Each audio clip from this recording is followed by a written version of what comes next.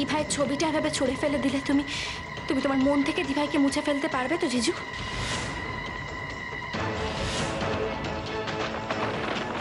তুমি এখানে কেন? দিভাইয়ের এই বাড়িতে কোনো জায়গা নেই বলে কি আমারও এখানে আসার কোনো অধিকার নেই? না না, আমি সে কথা কোথায় বললাম? হ্যাঁ, হয়তো তুমি সেটা মুখে বলনি, কিন্তু মনে মনে হয়তো ভাবছো যে আয়ুষীটা নেই, মেঘলার হাত থেকে যদি ছুটকারাটা পাওয়া যায় তাহলে। মেঘলা, তুমি না থাকলে হয়তো এতদিন আমাকে জেলের মধ্যে। প্লিজ জিজু, এইসব কথা বলো না। এই ঘটনাটাকে তুমি তোমার জীবনের একটা অ্যাক্সিডেন্ট ভেবে ভুলে যাও না জিজু। আর তাছাড়া তুমি তো নির্দোষ। আমি না হলেও অন্য কেউ এসে তোমায় বাঁচিয়ে নিত। অন্য কেউ?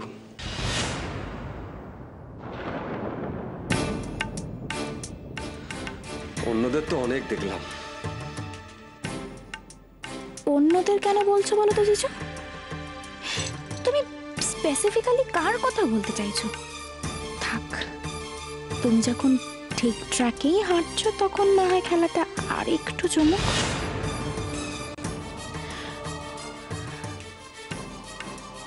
আসলে কি বলো তো জিজু, আমি এই অন্যায়, মিথ্যে এগুলোকে একদম টলারেট করতে পারি না, সেটা যেই করুক না কেন।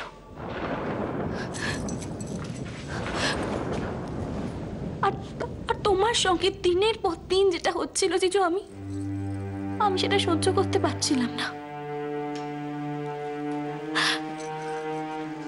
আমি কোনো দিনও অন্যায়টা মেনে নেব না, সেটা যেই করুক না কেন। আমার মা, বাবা কিংবা আমার দিভাই। রিল্যাক্স মেঘলা, মেঘলা রিল্যাক্স। জিজু, জিজু, আমার বাড়ির সবার হয়ে আমি তোমার থেকে ক্ষমা চেয়ে নিচ্ছি। আই এম সরি,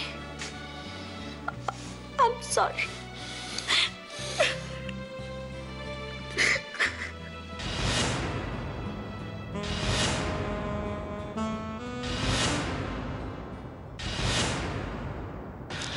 কি করতে চাইছিস তুই দিদি?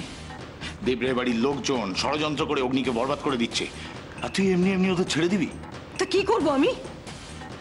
ওদের মতন তো আর কথায় কথায় মানুষকে হাজত বাস করাতে পারবো না। আয়ুষী বিদেয় হয়েছে, এই যথেষ্ট।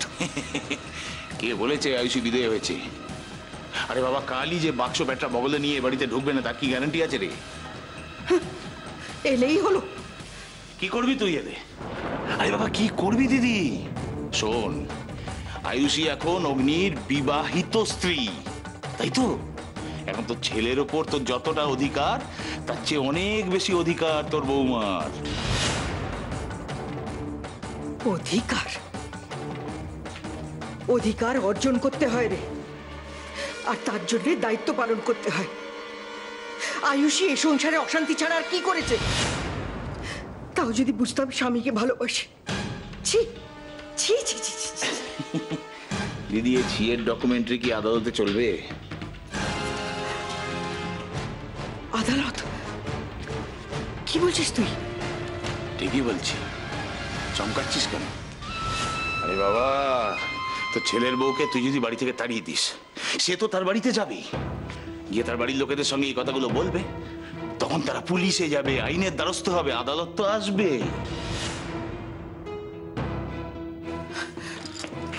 পুলিশ? এই বাড়িতে আবার পুলিশ? কি আজে বাজে কথা বলছিস তুই? হ্যাঁ, আজে বাজে কথা কেন বলতে যাবো? পুলিশ আসবে সেটাও বলিনি, বলছি একটা সম্ভাবনা তো থেকেই যায়, তাই না রে দিদি? তবে হ্যাঁ, তুই যদি চাস আমি তাহলে এর থেকে বেরোনোর পথটা বাতলে দিতে পারি। তুই কি বলছিস? আমি কিচ্ছু বুঝতে পারছি না, বল না, শুধু বললে হবে না, দেখাই।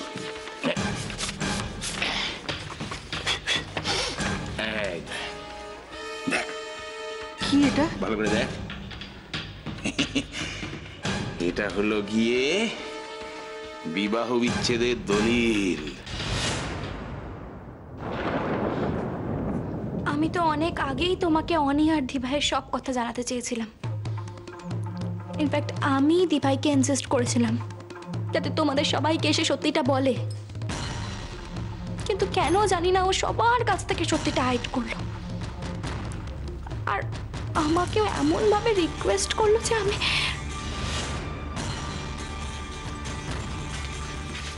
তোমার মনে আছে জিজু, তোমাদের ফুলসজ্জার রাতে আমি তোমাকে সব বলতে চেয়েছিলাম। আচ্ছা, কি ব্যাপারে কথা আছে বলো তো? এই ধরো দিভাইয়ের বয়ফ্রেন্ডের ব্যাপারে। আমি ভেবেছিলাম যে তোমার সঙ্গে দিভাইয়ের বিয়ে হলে বোধহয় দিভাই বদলে যাবে, ও অনেকে ভুলে যাবে, কিন্তু না। আমি যখন দেখলাম যে ও তোমাকে জেলে পুরে দিতে 1 মিনিটও ভাবলো না, ও তোমাকে খুনি প্রমাণিত করার জন্য উঠে পড়ে লাগলো। না জিজু, আমি তখন জাস্ট আর নিতে পারলাম না জিজু। আমি একটা কথা বুঝতে পারছি না যে কেউ কেউ নিজের হাজবেন্ডের সঙ্গে এটা করে। আরে কি করে? আমি অনেক কিছু বুঝতে পারছি না মেঘলা, সবকিছুই সামনে দেখি, মাঝে মাঝে এতটাই অবাক লাগে যে কিছুই রিয়াক্ট করতে পারি না ঠিক করে, শুধুই আক্ষেপ করি, আক্ষেপ, শুধু আক্ষেপ।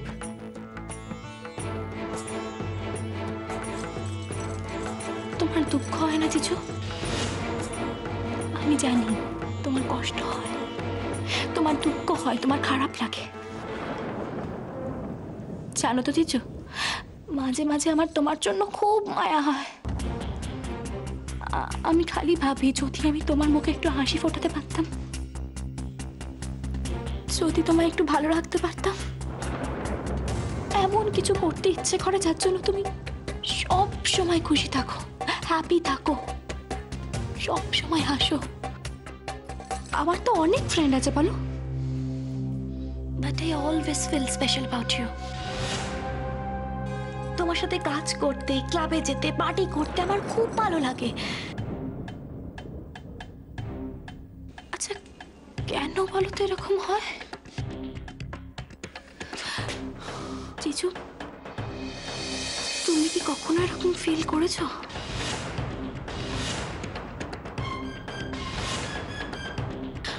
মেঘলা, মেঘলা প্লিজ, মেঘলা আমার দেরি হয়েছে, মেঘলা অফিসে ক্লায়েন্ট ওয়েট করছে, প্লিজ। সরি জিজু, তোমার লেট করিয়ে দিলাম না।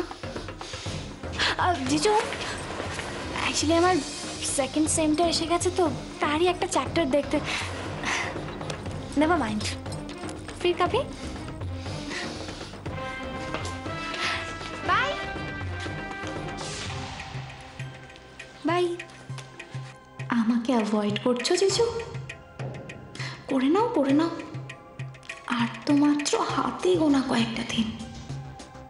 তবে আজকে অফিসে গিয়ে তুমি কাজ করতে পারবে তো, নাকি সারা দিন মাথার মধ্যে? But I always feel special about you. তোমার সাথে কাজ করতে, ক্লাবে যেতে, পার্টি করতে আমার খুব ভালো লাগে। আচ্ছা, কেন বলো তো এরকম হয়? এগুলোই ঘুরতে থাকবে পোর জিজু। যাই হোক, পাজলটা তো আমি দিয়ে গেলাম, এবার সলভ করার দায়িত্ব তোমার। ডিভোর্সের কাগজ? কি কি হবে এটা দিয়ে? কি হবে মানে? আরে বাবা দিদি, এটাই এখন আমাদের হাতে সব থেকে বড় অস্ত্র। একবার যদি অগ্নি আয়ুষীকে ডিভোর্সটা দিয়ে দেয়, তাহলে আয়ুষী চিরতরে বাড়ির থেকে বাইরে। আর অগ্নির বিরুদ্ধে ষড়যন্ত্র করে দেবরায় পরিবার যা যন্ত্রণা দিয়েছে তোর ছেলেকে, তার জন্য তাদেরও তো উচিত শাস্তি হবে রে দিদি। তারপর না হয় তুই দেখে শুনে তোর ছেলের জন্য তোর মন মতো একটা বউ আনিস। না না, এসব কি বলছিস তুই? তোর জামাইবাবু না ফেরা অবধি আমি এসব কিছু করতে পারবো না। এ বাবা, ততদিনে তো অনেক দেরি হয়ে যাবে রে দিদি। হোক দেরি, তোর জামাইবাবু না ফিরলে আমি ওনাকে কি করে বোঝাবো এসব? তাছাড়া অগ্নিকেই বা কি বলবো? না, এই দায়িত্ব আমি নিতে পারবো না। তোমাকে তো দায়িত্ব নিতে হবে না বড় আন্টি। বড় আন্টি, তুমি শুধু আমাকে পারমিশনটা দাও, বাকিটার জন্য মেঘলা একাই কাফি। ওকে দিয়ে সইটা না হয় আমিই করালাম।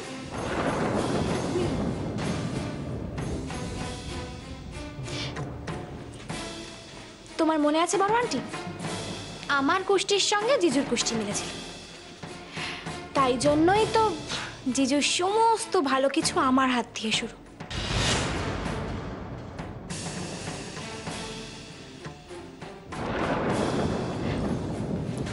তুমি কিচ্ছু চিন্তা করো না বড় আন্টি, সাইনটা তোকে করতেই হবে। সরি দি ভাই, তুই তো চটটা মেরে গেমটা শুরু করলি, আমি আর কি করব বলতো? তুই আমার বড় দিদি বলে কথা, তোকে তো আর চর মারতে পারি না, তাই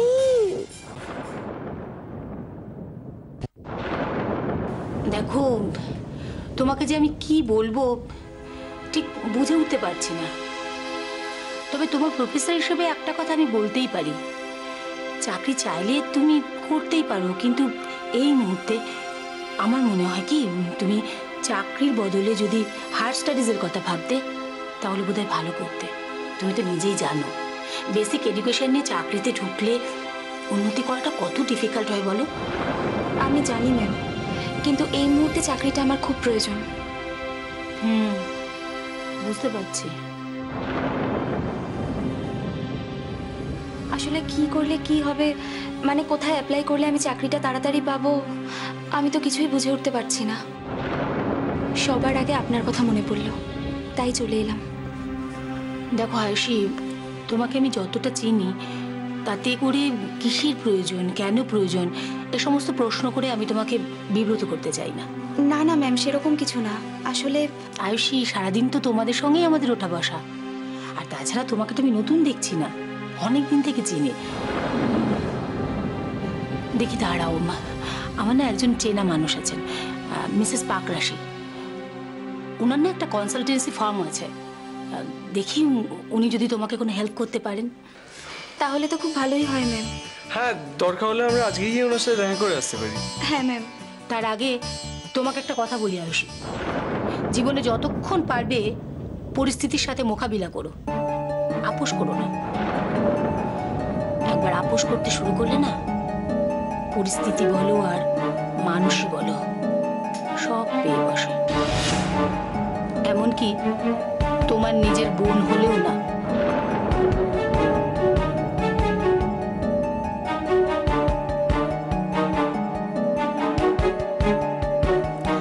এক মিনিট,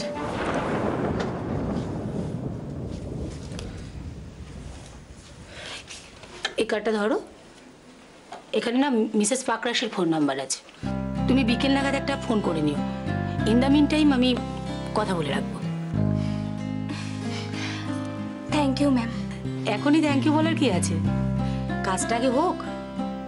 আর হ্যাঁ শোনো, মিসেস পাকরাশির সঙ্গে দেখা করতে যাবার সময় না তুমি সিভিটা কিন্তু অবশ্যই সাথে নিয়ে যেও। হ্যাঁ ম্যাম, আমি সিভিটা রেডি করে রেখেছি। খুব ভালো, ওই শু, best of luck. Thank you ma'am. আসছি।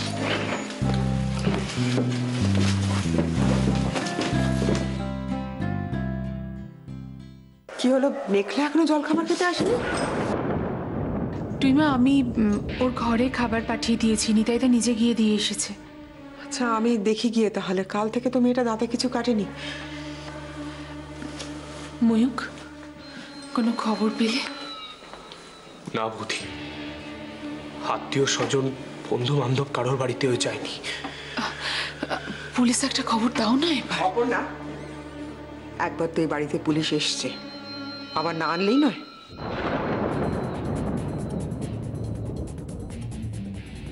আর তাছাড়া যে নিজে যেচে হারিয়ে যেতে চায় তাকে তুমি খুঁজে বার করবে কিভাবে? আমার শুধু কষ্ট আমার ছেলেটার জন্য। আমি কত সাধ করে আমার ছেলেটার বিয়ে দিয়েছিলাম, একটু শান্তিতে ঘর করতে পারলো না। সারাটা জীবন শুধু মোহন আজ নিজের জেদ ধরে বসে রইল। মেয়েদের অত জেদ ভালো না। এত বছর পর শুধু শুধু আবার ফিরে এলি কেন? কেন ওর জীবনটাকে এতটুকু থিতু হতে দিলি না? শুধু ওকে কষ্ট দিয়ে গেলি তুই।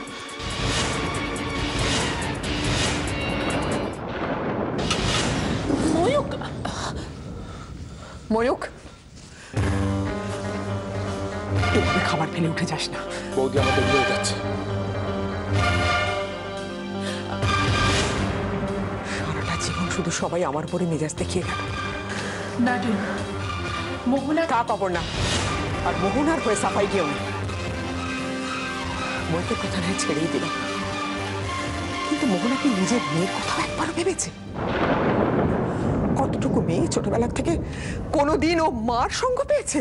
মা কি জিনিস ও জেনেছে? 14 বছর পর উনি ফিরে এলেন। ফিরে এসে মেয়েটাকে কাঁদিয়ে চলে গেলেন। কি অজুহাত দিলেন? না উনি আয়ুষের ঘর ভেঙেছেন।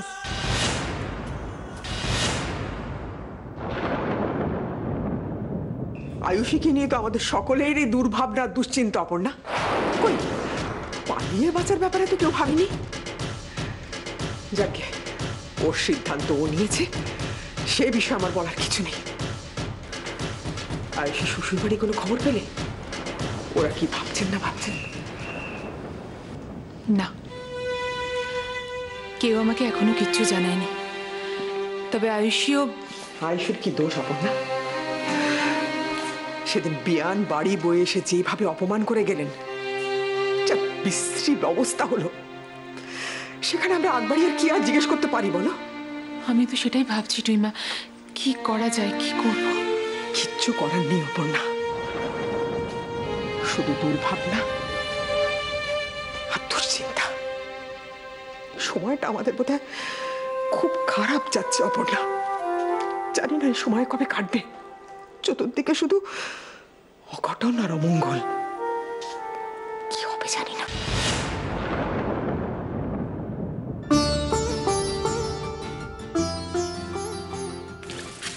শোন না দিভাই, আমরা ওই দিকটা গিয়ে দাঁড়াই বরং। ওখান থেকে বাড়ি ফেরার বাস অটো দুটোই পেয়ে যাবে। তাই ভালো। আজ মিসেস কাকরাজের সাথে দেখা হয়ে গেলে খুব ভালো হতো জানিস। হবে রে দিভাই, পেশেন্স রাখ। ম্যাম যখন বলেছেন নিশ্চয়ই কোনো একটা ব্যবস্থা করে দেবে। এই শোন না দিভাই, ফলের রস খাবি? হ্যাঁ খাবো। দাঁড়া নিয়ে আসি। আরে পয়সাটা তো নিয়ে যাবি, দাঁড়া। আমার দিভাইকে খাওয়ানোর জন্য ওইটুকু পয়সা আমার কাছে আছে। দাঁড়া নিয়ে আসি।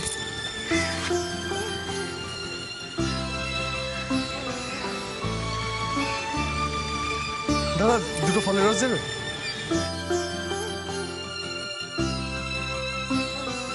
সৌর্য, এই সৌর্য, দেখে রাস্তা পার হতে পারেন না? মরার ইচ্ছা হয়েছে নাকি? ভালোবাসি ভালোবাসি এই সুরে কাছে দূরে জলে স্থলে বাজায় বাঁশি ভালোবাসি ভালোবাসি।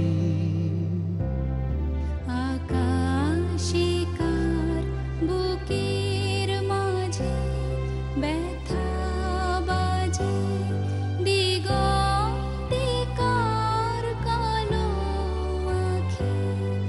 আখির জলে যাই ভাসি ভালো